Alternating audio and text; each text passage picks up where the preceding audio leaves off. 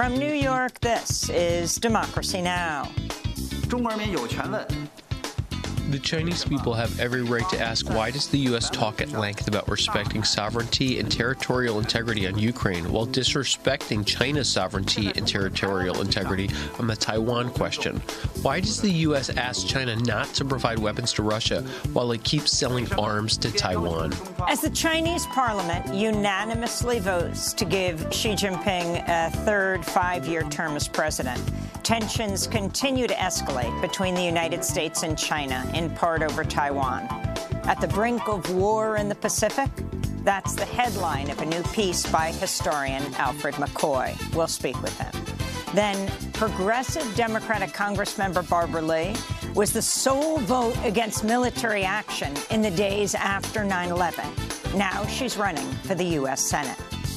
I didn't quit when I refused to give the president completely unlimited war powers after September 11th, and in the face of countless death threats. I was the only no vote. I didn't quit then, and I won't quit now. If elected, Congressmember Lee would be just the third black woman to serve in the Senate's 233-year history. We'll speak with her about President Biden's proposed $6.8 trillion budget that would increase military spending. She's introduced the People Over Pentagon Act to cut $100 billion from the military budget and reallocate funds to overlooked priorities like health care and education. All that and more coming up.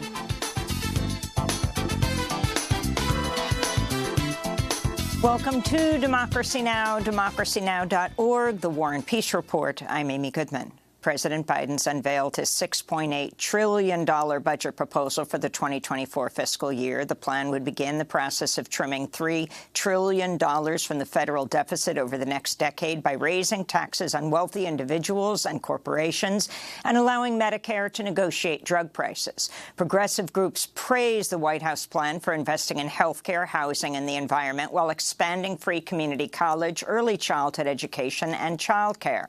But Biden's budget also includes a request for a record-shattering $886 billion in military spending. Republican Speaker Kevin McCarthy has signaled Biden's budget will be dead on arrival on Capitol Hill. House Republicans have yet to unveil their own budget. Biden said Thursday he's prepared to negotiate with Speaker McCarthy at any time.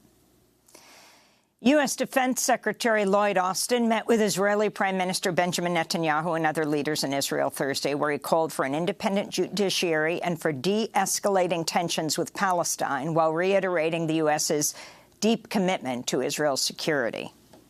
But the United States also remains firmly opposed to any acts that could trigger more insecurity, including settlement expansion and inflammatory rhetoric.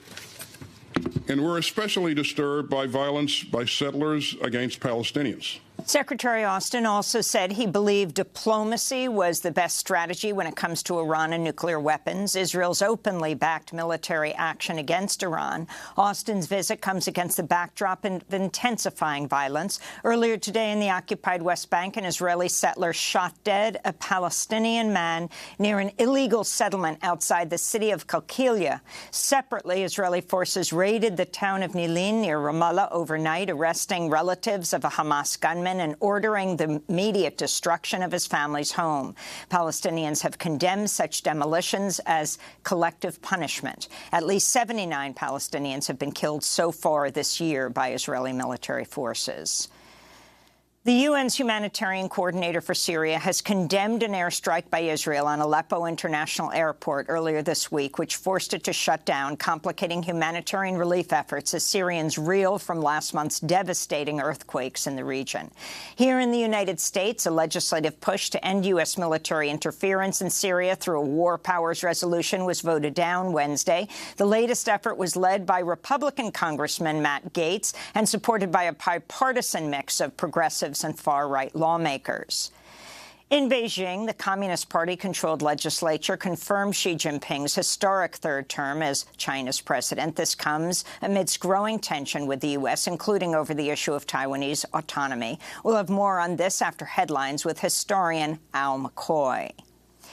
In the Democratic Republic of Congo, at least 36 civilians were killed overnight Wednesday in an attack blamed on rebels with the Allied Democratic Forces. The killings took place in 2 villages in part of the eastern DRC near the Ugandan border, where Congolese and Ugandan forces are fighting rebel groups. In Germany, 8 people were killed and dozens more injured Thursday evening as a gunman opened fire on a Jehovah's Witness congregation in the city of Hamburg. Authorities say the shooter, who fatally turned the gun on himself after the massacre, was a former member of the group. This is the 4th known mass shooting in Germany since 2020. Here in the United States, the Gun Violence Archive has reported 105 mass shootings so far in 2023.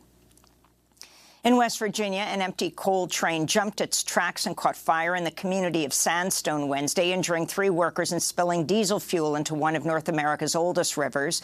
A day later, a Norfolk Southern freight train derailed in Alabama, 80 miles northeast of Birmingham. Local officials said no hazardous materials were involved in the crash. It was the 3rd derailment of a Norfolk Southern train in the U.S. since February and came as Norfolk Southern's CEO, Alan Shaw, testified before the Senate's Environment and Public Works Committee. Shaw apologized for the derailment on February 3rd, which blanketed the town of East Palestine, Ohio, with a toxic brew of spilled chemicals and gases. But Shaw refused to commit to ending a profit maximization scheme known as precision scheduled railroading. Unions say the practice involves staff cuts, running fewer trains with larger loads, and shortcuts on maintenance. Under questioning from Vermont Senator Bernie Sanders, the Norfolk Southern CEO also refused to commit to granting workers 7 paid sick days per year.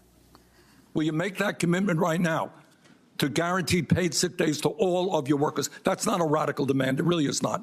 Will you make that commitment, sir? Senator, I share your focus on our employees. I will commit to continuing to discuss with them important quality of life issues. Here in New York, prosecutors have signaled they may soon bring criminal charges against former President Donald Trump for campaign finance violations and other crimes. On Thursday, the New York Times reported Manhattan District Attorney Alvin Bragg invited Trump to testify next week before a grand jury that's been investigating a $130,000 hush money payment Trump sent to adult film actress Stormy Daniels through an intermediary. In 2018, Trump's former personal attorney and fixer Michael Cohen pleaded guilty to charges of tax evasion, bank fraud, and lying to Congress about the hush money payments. Cohen says Trump directed him to make them through a shell company shortly before the 2016 presidential election. On Capitol Hill, a spokesperson for Mitch McConnell says the Senate Minority Leader is recovering from a concussion and will remain in a hospital for observation and treatment after he fell and hit his head Wednesday evening. The 81-year-old Kentucky Republican sustained the injury at a dinner for the Senate Leadership Fund's Super PAC at the Waldorf Astoria Hotel in Washington, D.C., formerly the Trump International Hotel.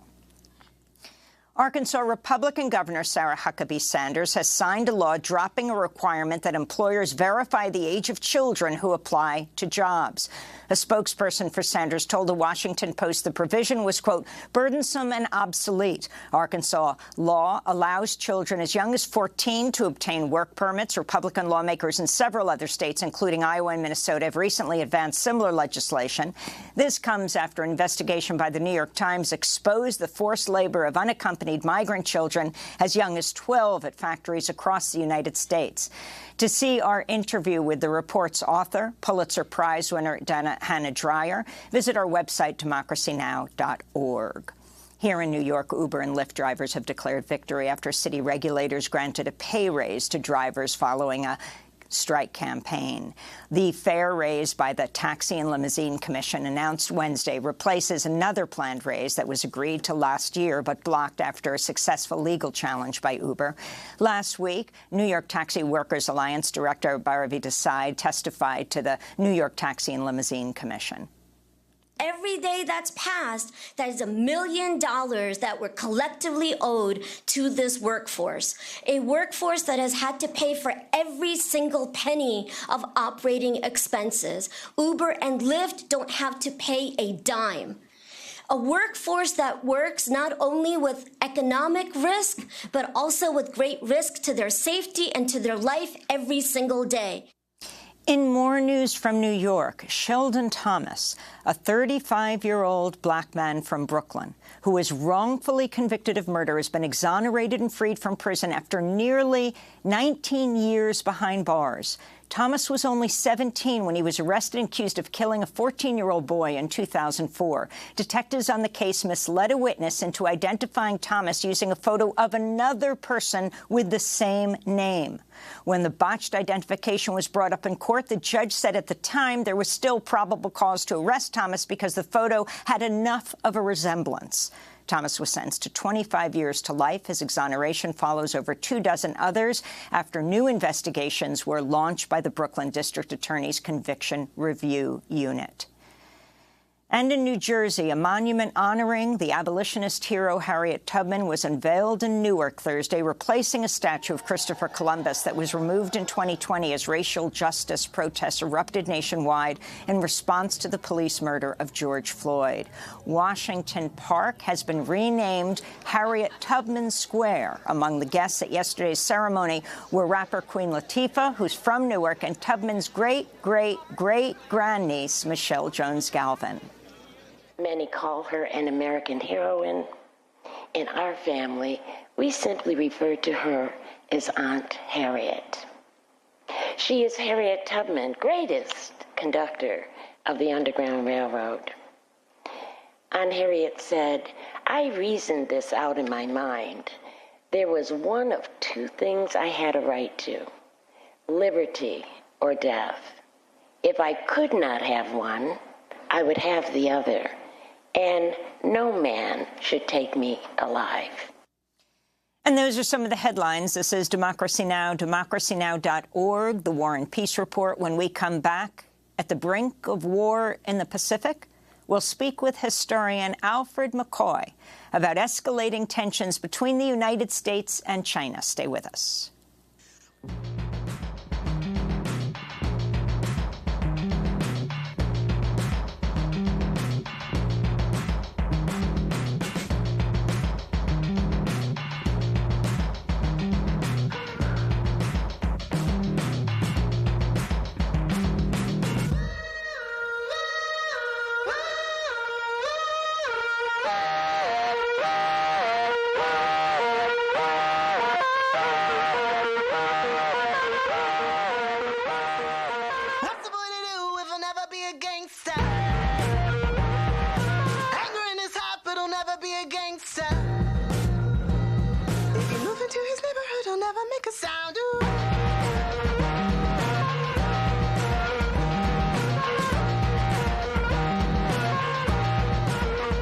Gangsta by Oakland's Tune Yards. This is Democracy Now!, democracynow.org, the War and Peace Report.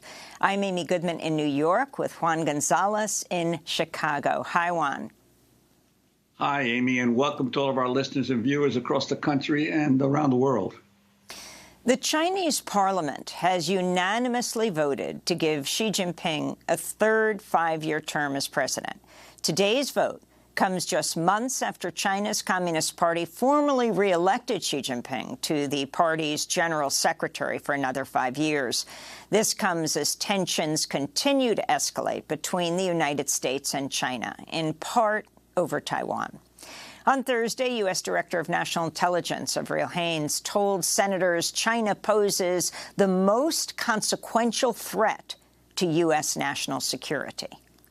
In brief, the CCP represents both the leading and most consequential threat to U.S. national security and leadership globally, and its intelligence-specific ambitions and capabilities make it, for us, our most serious and consequential intelligence rival.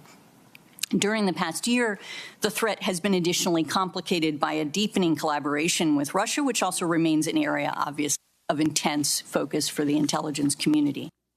When asked if the United States would defend Taiwan militarily, Haines said, quote, "I think it's clear to the Chinese what our position is based on the president's comments." She was referring to Biden's repeated remarks that the U.S. would defend Taiwan militarily if China attacked the territory.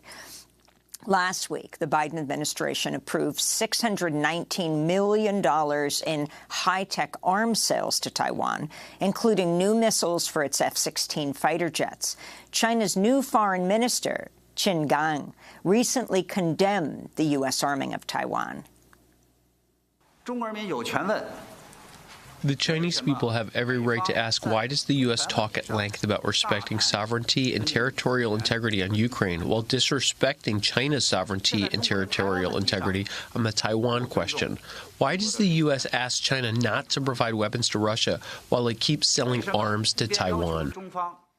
To look more at U.S.-China relations and the rising tensions over Taiwan, we're joined by Alfred McCoy, history professor at the University of Wisconsin-Madison. His most recent book is titled To Govern the Globe, World Orders and Catastrophic Change. His new piece for Tom Dispatch is headlined At the Brink of War in the Pacific. Professor McCoy, welcome back to Democracy Now! Well, let's put that question to you. Is the U.S. at the brink of war in the Pacific with China? Morning, Amy. We're edging ever closer to that brink. Yes, we are. Look, when history teaches us one thing, as Barbara Tuchman said in her famous book, The Guns of August, referring to August of 1914, trying to explain how the great powers fought a war that nobody wanted, World War I. And basically what she found was that by preparing for war, that the powers inclined themselves. They increased the probability that war would come. And from the very apex of power in both Beijing and Washington, all the way down the chain of command, both powers are preparing for war. The leaders are making statements, and their commanders are falling in line with preparations for war. And that greatly increases the probability of conflict breaking out.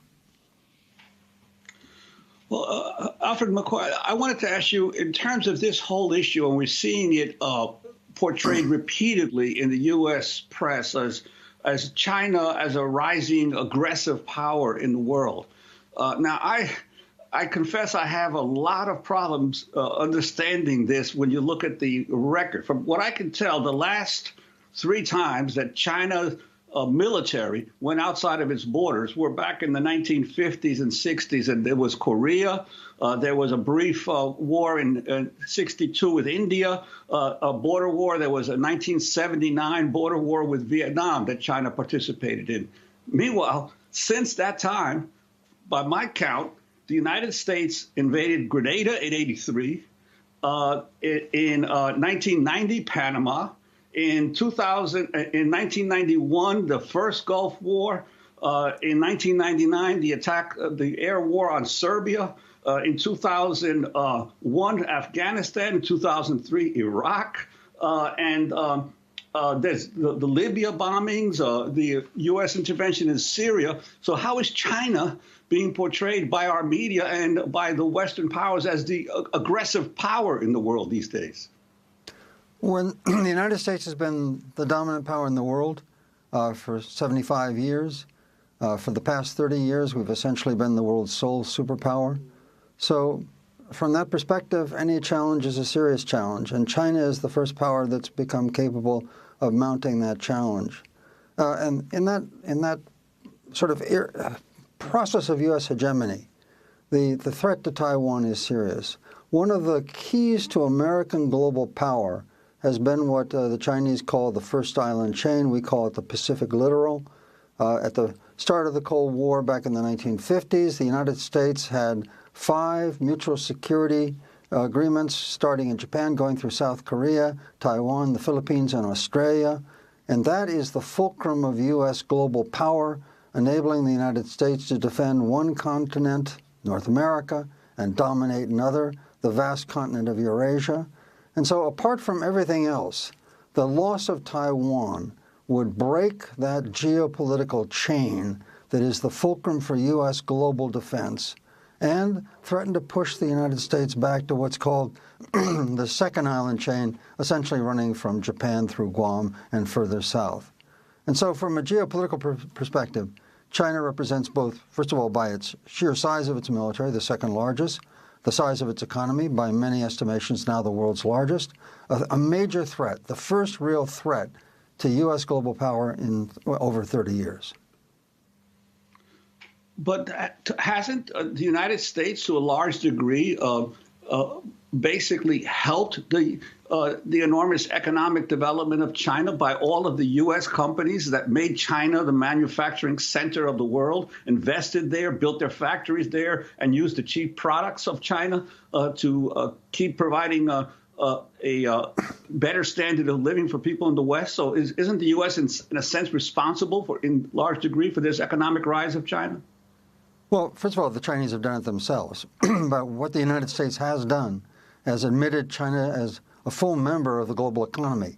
Look, when the history of the American empire is written, and scholars trying to find some of the key decisions that American leaders made, that doomed the U.S. empire to defeat, one of the things they're going to, I think, focus on is back in 2001, there was a bipartisan decision by leaders of both Republican and Democratic Party to admit China to the World Trade Organization.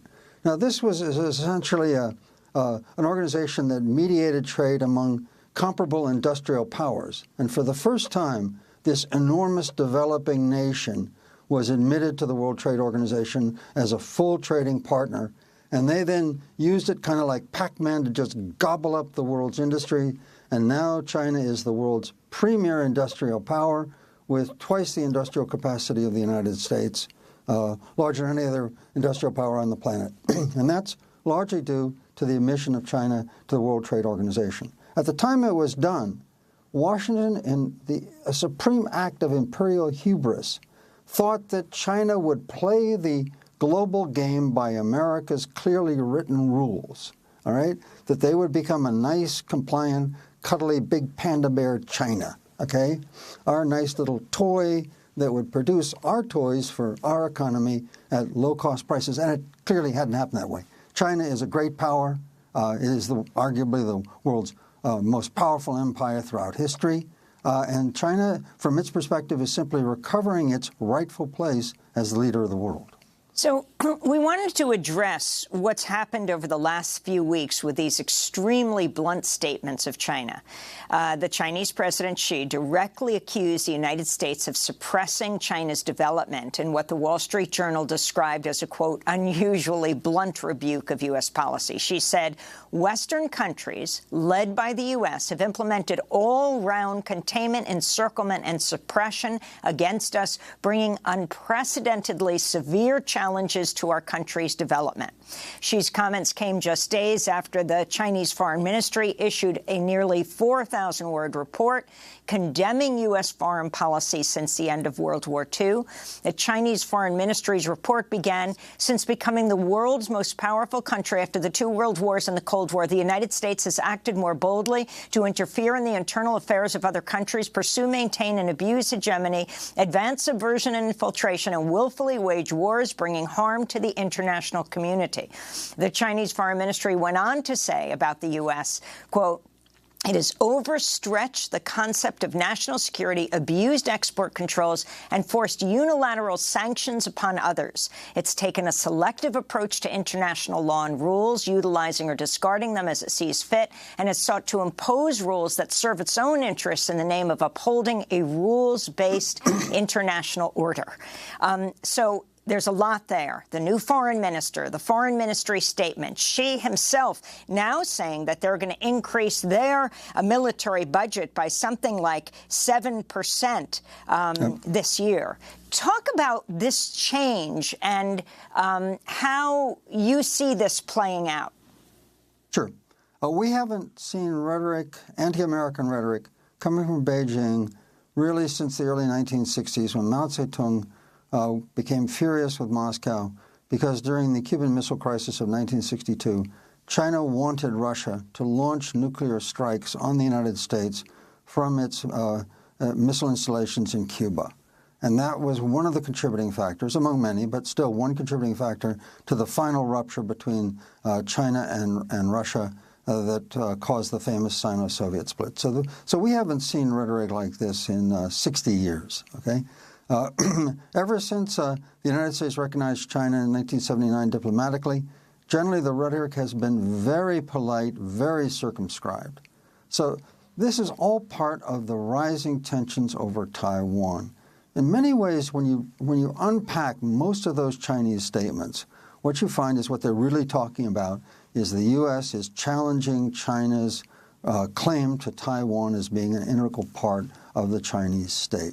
And indeed, President Biden, in one of his 4 statements last year, in I think probably the most provocative statement, said that that Taiwan alone should determine its independence. And that was a fundamental rupture on what has been known as the one China policy.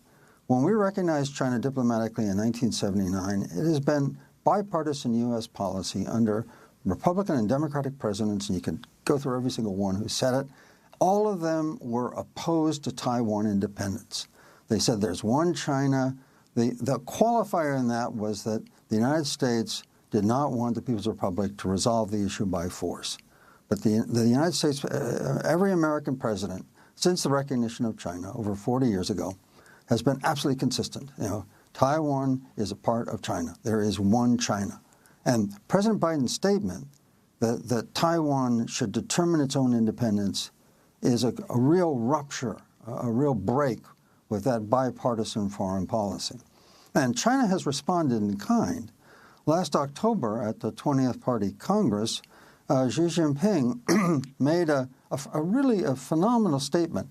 He said that the wheels are turning to reunify Taiwan with China. And what he was referring to was these dialectical forces, Marxian dialectical forces, that inevitably mean that Taiwan will become integrated with China. And as the political philosopher Hannah Arendt taught us, that when authoritarian states like China speak in terms of inevitability, that's when they're capable of waging, conducting unspeakable atrocities, mass murders, or plunging into unwinnable wars. So, on both sides, we're seeing very sharp rhetoric that's part of that process of the preparing the United States and China for war over Taiwan. And I wanted to ask you, if such a war were to break out, I'm wondering your sense of how the reaction in other parts of the world, especially the global South, in view of the enormous expenditures that China has made in its Belt and Road Initiative in countries throughout Africa, Latin America, India, and other parts of the world. How would the global South respond to such a conflict? Well, first of all, it would depend on the way the war broke out, okay? There are a number of think tanks that have been wargaming a possible U.S.-China war over Taiwan. One scenario is that China would simply impose a customs blockade, saying that this is our sovereign territory and that nobody can sail directly to Taiwan. You have to call first by aircraft or by ship on China or some similar pronouncement, and then ring the island with ships and submarines and aircraft to block all communication. Now, if that were to happen, China could do that very quickly, in a matter of hours. And that would mean the United States, in order to break that blockade, would have to mobilize its fleets from Honolulu and Yokosuka in Japan and sail and attack the Chinese ships sailing in what they claim to be their own territorial waters. That would mean that the United States is attacking China. We would, under those circumstances, no matter what we'd say, to the world we would look like an aggressor, all right, that we're attacking Chinese ships in what is, by China's standard, indeed by international standards, China's territorial waters surrounding Taiwan. And so right from the start, in the global South, we would be seen to be an aggressor. We'd probably carry Europe with us under the NATO alliance, but beyond that, it would be very, very difficult diplomatically for the United States. Now, by contrast, if the other most extreme scenario is that China launches a lightning, massive amphibious invasion across the Taiwan Strait. China has 2,900 aircraft. They have now the world's largest Navy. They have ample capacity for such an operation. That capacity increases every day. Now, in some scenarios, the Taiwan defense probably has about 3 or 4 days in it to kind of resist this attack, People's Republic of China has 2,900 aircraft. Taiwan has about 470. So, the Chinese have basically got, 4 aircraft to lose to every one of Taiwan. Professor McCoy, we have 30 seconds. So basically what would happen in a war like that, China, if the war went China's way, they would capture Taiwan before the United States main fleet could arrive from Honolulu. And in that case, the United States would again be an aggressor. It would again look like we're attacking China. And we might face international condemnation for doing that. Alfred McCoy, history professor at University of Wisconsin-Madison. His most recent book is titled To Govern the Globe, World Orders and Catastrophic Change. We'll link to your piece at Tom Dispatch, headlined At the Brink of War in the Pacific. Next up, we speak with Progressive Democratic Congressmember Barbara Lee. She was the sole vote against military action in the days after 9/11. Now she's running for the U.S. Senate. Back in 30 seconds.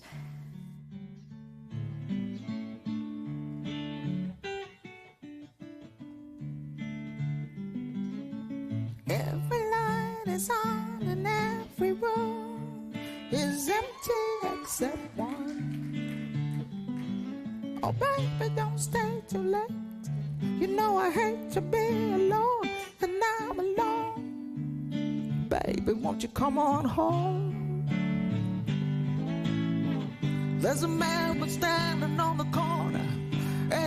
Won't you come on home, Joan Armatrading, here on Democracy Now!, democracynow.org, The War and Peace Report. I'm Amy Goodman with Juan Gonzalez. President Biden announced his proposed $6.8 trillion budget plan Wednesday that would increase military spending while also introducing new social programs, reducing future budget deficits, and reigniting debate in the divided Congress on raising the debt limit. This comes after our next guest, Democratic Congressmember Barbara Lee, co-chair of the Defense Spending Reduction Caucus, introduced the People Over Pentagon Act to cut $100 billion from the defense budget and reallocate funds to overlooked priorities like health care and education. This week, Congressmember Lee welcomed the passage of legislation to repeal the 2002 and 1991 authorizations for the use of military force out of the Senate Foreign Relations Committee, tweeting they'd, quote, marked up a bill to finally repeal the Iraq War authorizations, a moment I've been working towards for 20 years. Senate Majority Leader Charles Schumer said it's his hope to bring the legislation to a vote on the floor by early next month. It was September 14, 2001, 3 days after the 9/11 attacks, when Congress held a 5-hour debate on whether to grant the president expansive powers to use military force in retaliation for the attacks, which had passed in the Senate by a vote of 98-0. Congressmember Barbara Lee, her voice trembling with emotion as she spoke from the House floor, was the sole Congressmember to vote no. The final vote, 420-1. September 11th changed the world. Our deepest fears now haunt us. Yet I am convinced that military action will not prevent further acts of international terrorism against the United States. As we act, let us not become the evil that we deplore. That was 2001. Now Congressmember Lee is running for Senate from California to fill the seat being vacated by longtime Senator Dianne Feinstein. I didn't quit when I refused to give the president completely unlimited war powers after September 11th, and in the face of countless death threats. I was the only no vote. I didn't quit then, and I won't quit now. Congressmember Lee is the third Democrat to run for Senator Feinstein's seat, along with Congressmembers Katie Porter of Orange County and Adam Schiff of Los Angeles. If elected, Lee would be just the third black woman to serve in the U.S. Senate's 233-year history, after Carol Moseley Braun and now Vice President Kamala Harris.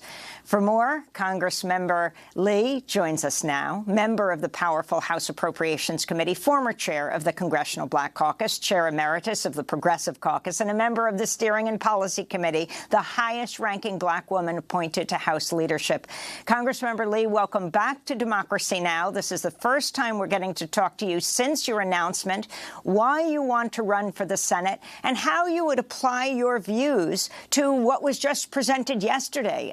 President Biden proposing the budget, increasing the weapons budget, but also talking about preserving Social Security. Well, thank you so much. Nice being with you again, Amy. And first of all, yes, I am running for the United States Senate, and I intend to win this race. There's so many issues that have not been addressed in the Senate, such as, and I'll just give you one, for example, you don't hear the debate around lifting people out of poverty and inequality from many senators at all. And, you know, in California, we have 20 million people living below the poverty line. And I'm running to make sure that we have a voice, that those people and constituents who are marginalized know that they're being seen, and knowing that I'm fighting for an economy that works for everyone, including them. And food insecurity, you look at the climate crisis, you look at the housing crisis that we have in California and throughout the country. I have a lens that's unique. I'm a progressive Black woman. I've been able to not only fight and stand strong and take on even my party at times, but I've been able to negotiate legislation and to get the job done in a way that you see now with the repeal, for example, of the authorization to use military force.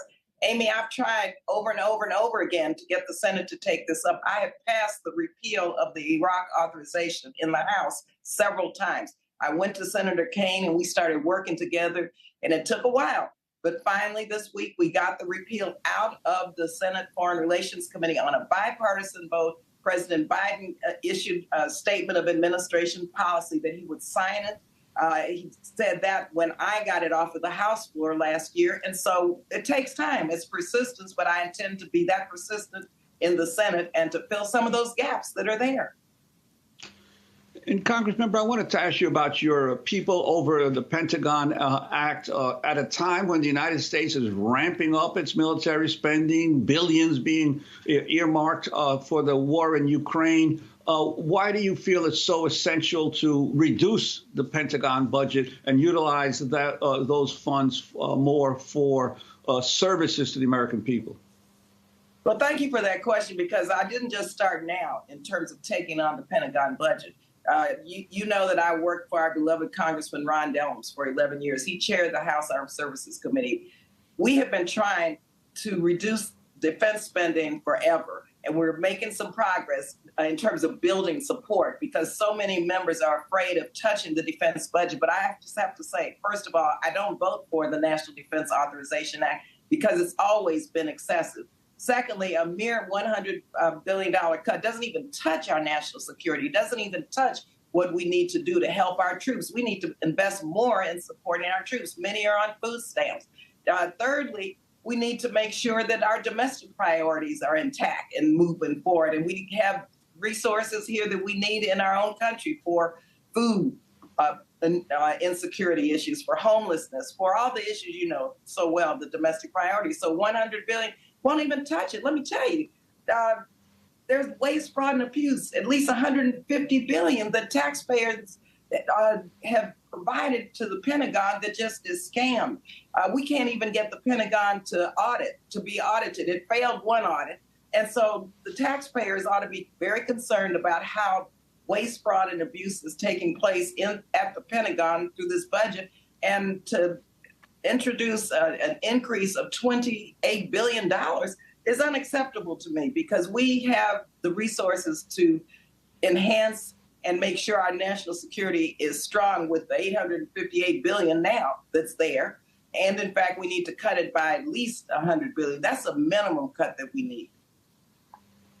And could you talk about the president's proposed third budget? Aside from the Pentagon spending increase that you have criticized, what about other aspects of his budget appeal to you, even understanding that a lot of it will not get through the Republican-controlled House? Well, I think aspects such as making sure that those who are wealthy pay their fair share.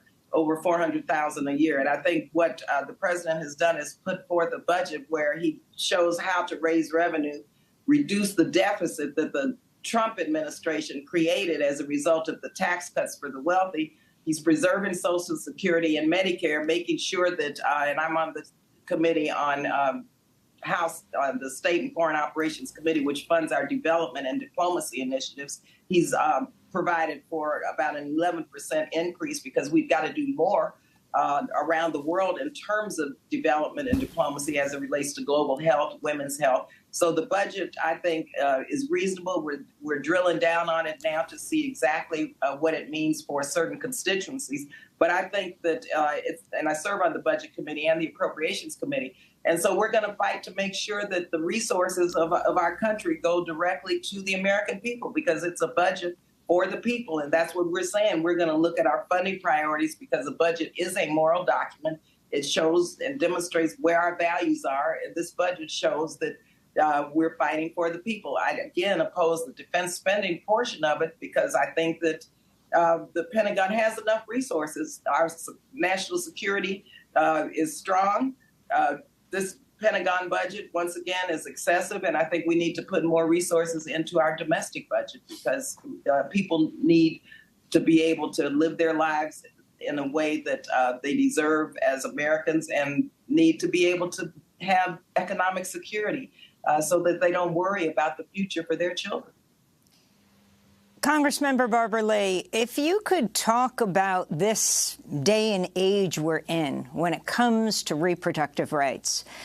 You not only bravely went to the floor over 20 years ago to be the lone vote against military action after 9/11, but you also, in terms of bravery, came out and talked about, on a very different subject, what happened to you decades ago growing up in El Paso at a time when Roe v. Wade didn't exist, as it doesn't now, and what that meant in your own life in having an abortion in this country or having to leave this country to have one.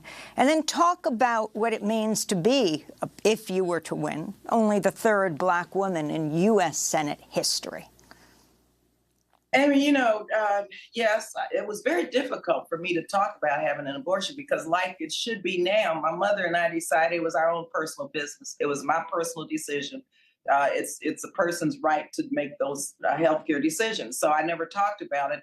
And then the stigma, of course. And so it was something that I kept to myself. What happened was, yes, I went to Juarez, Mexico, and it was a back alley. And I'll never forget that because I was terrified because it was illegal. This was way before Roe versus Wade. It was illegal in the United States, of course, in California. I was in Southern California then at San Fernando, and it was illegal in Mexico. And so I knew that I could die because then Black women were dying from septic abortions disproportionately to any other type of the cause of death. And I knew that I could be put in jail because it was a criminal offense.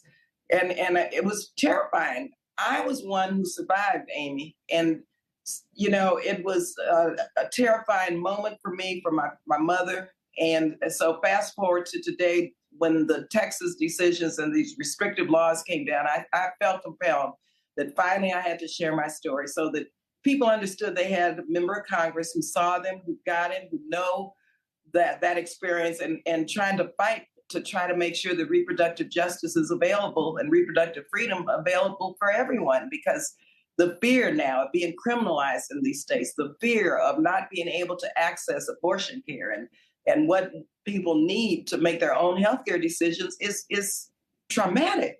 And so I decided to do that. And then as co-chair of the Pro-Choice Caucus, I have been fighting since day one to repeal, for example, the Hyde Amendment, which was a major step to get Democrats and Republicans to come together on. Because, the Hyde Amendment denies access to abortion care for low-income women who are primarily women of color. So I introduced the EACH Act. No one thought we could get it done. But I've got close to 180 co-sponsors, which would repeal the Hyde Amendment. And then I've been able to keep it out of the appropriations bills for the last 2 years because that's where the Hyde Amendment takes effect. So, it's a lifetime struggle, Amy, and it's, something that as a Black woman, I understand. And just transitioning to my comments about the Senate, you know, the lens of a Black woman has been missing. You mentioned how long it's been. That's since 1789. Only 2 African-American women serving a total of 10 years. And can you imagine the perspective of Black women and what it would do not only to strengthen and provide for more focus and living and providing for policies that would help the Black community, communities of color, low-income communities, working men and women. This helps our own country because Black women, when we lift up and crack these barriers and challenges, we're doing this not only for ourselves, but for everybody. We're doing it for everyone in this country, the LGBTQ community, Black and brown communities, low-income communities, poor communities, working families. We do this. We help strengthen our country to make liberty and justice for all real for everyone. And that lens, that perspective, my experience, that's not in the Senate now. And so I'm fighting like you would not believe to win this race. We're raising money at Barbara Lee for CASenate.com, low donors, recurring donors, people who can commit to $5 a month, $10 a month. That's how we're going to win this. It's a people-powered campaign, and I look forward to serving in the Senate to bring a perspective on every policy that's lacking and that's not there anymore. And Congresswoman, I know you only have a very little time left, but I just wanted to ask you if you could briefly, in the same vein, talk about this resolution that you introduced on International Women's Day with other women members of Congress on a feminist foreign policy. What would a feminist foreign policy look like? Well, let me give you one example. I have legislation calling for women to be at the table when climate policies are being created.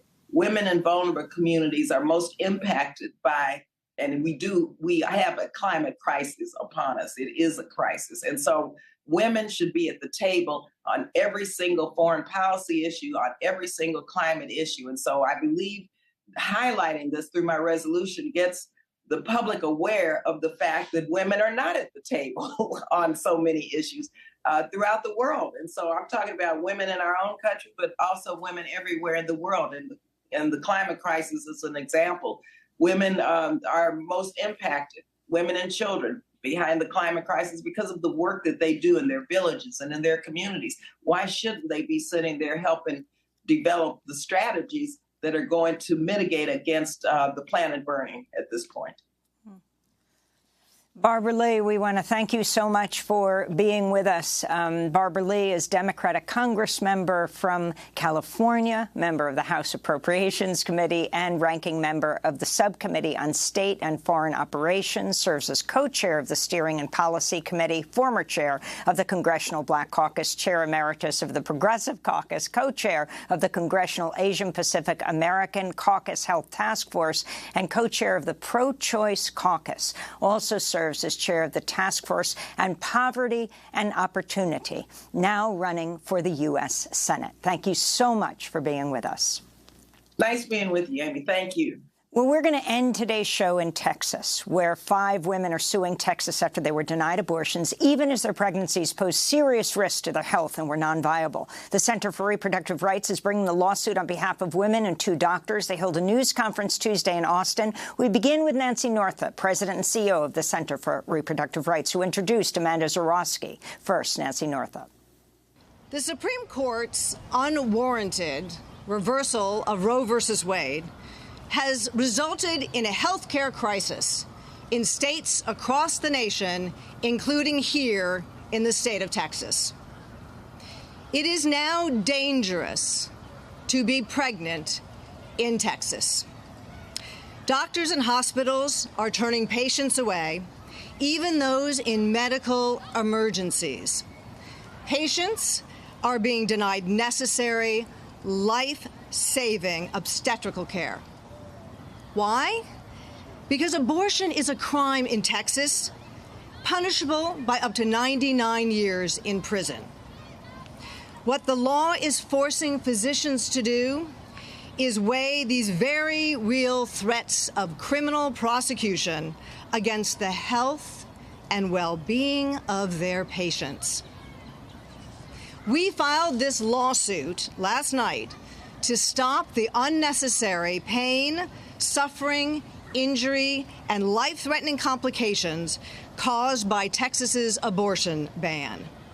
We filed this lawsuit so that patients will not be hindered, delayed, or denied necessary obstetrical care, including abortion care. This is the first lawsuit of its kind.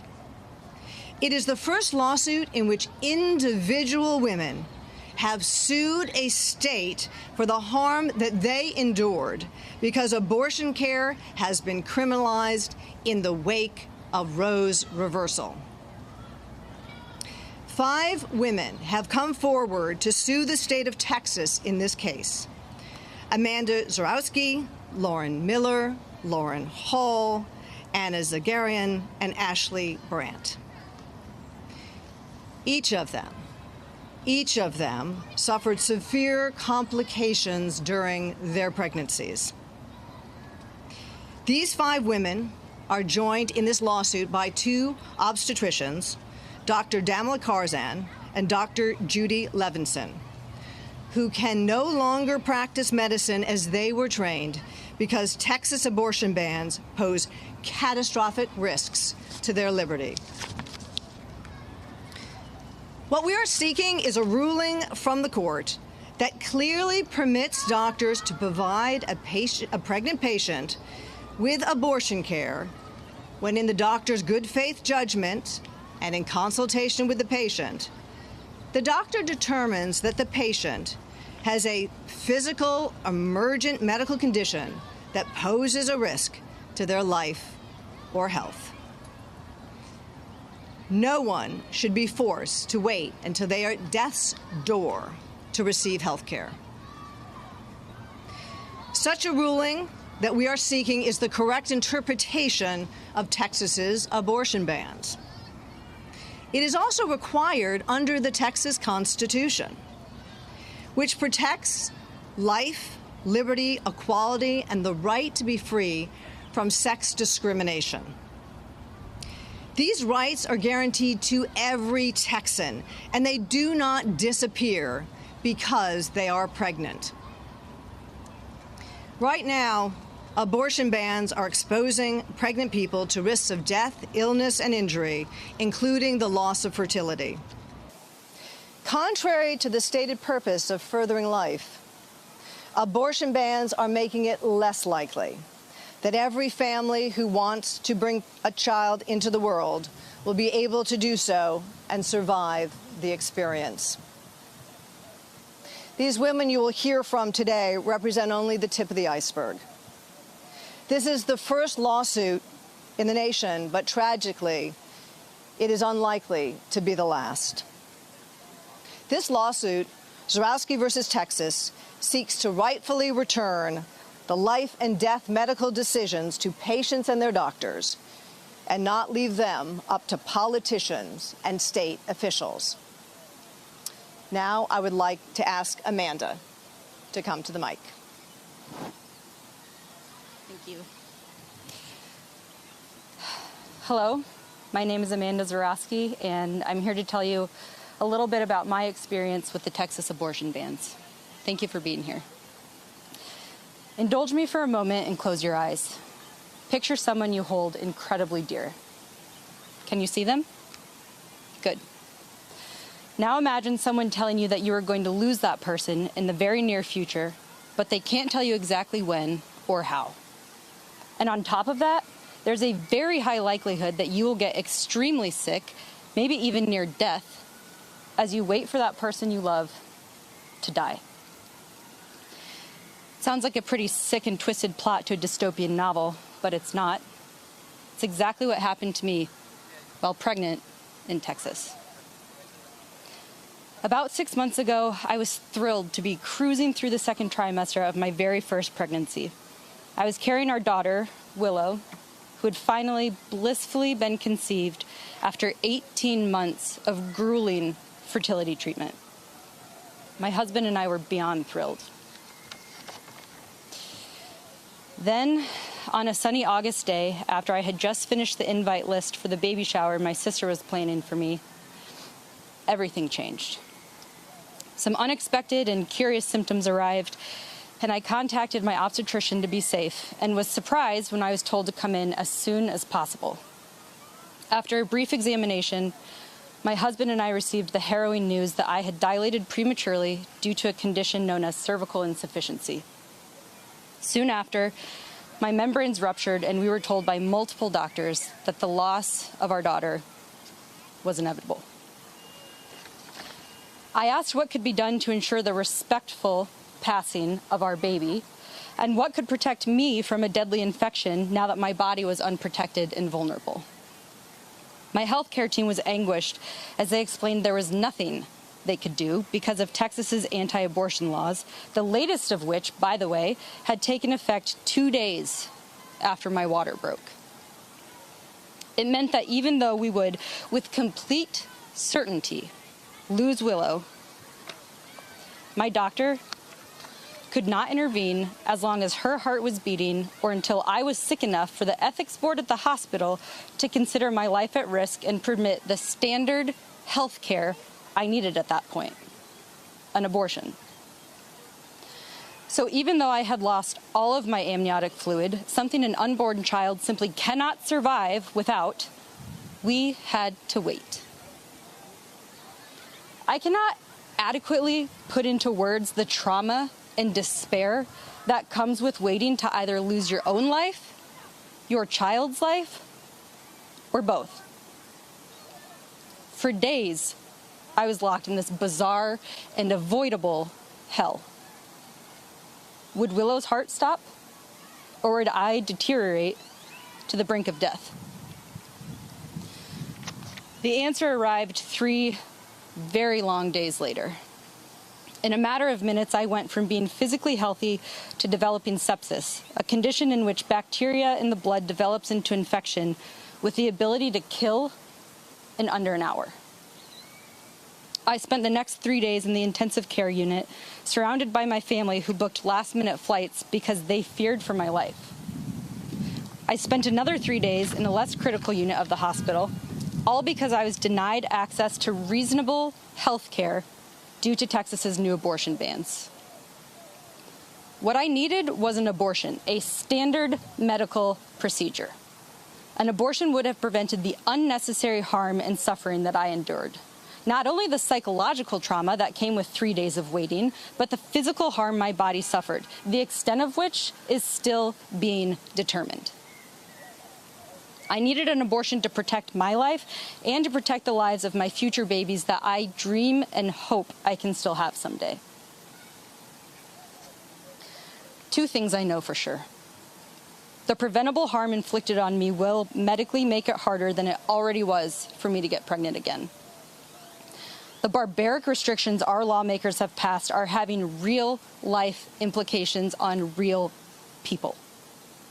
I may have been one of the first who was affected by the overturning of Roe in Texas, but I'm certainly not the last. More people have been and will continue to be harmed until we do something about it. The people in the building behind me have the power to fix this, yet they've done nothing. In fact, they're currently trying to pass even more restrictive measures. So it's not just for me and for our Willow that I stand here before you today.